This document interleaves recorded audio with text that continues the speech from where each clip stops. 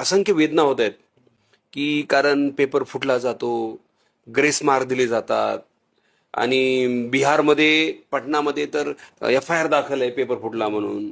आणि grace mark काही काही मुलांना 68 मार्क ग्रेस आहेत, 60 मार्क ग्रेस आहेत. म्हणजे हे असं असंख्य वेदना देणारा म्हणजे नीट 2024चा रिझल्ट आहे मला असं वाटतंय.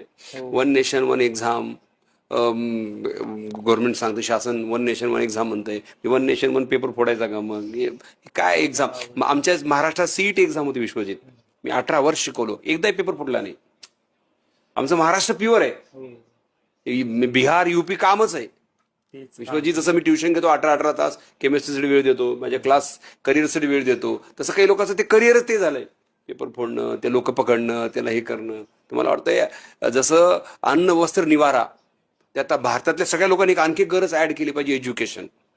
मला असं वाटतं तुमच्या माध्यमातून जसं, आणि ह्या शिक्षणासारख्या पवित्र क्षेत्रात जो कोणी काम करेल त्याला फार मृत्यूदंड किंवा त्याला अजन्म कारावास अशा शिक्षा केलं पाहिजे शिक्षणात.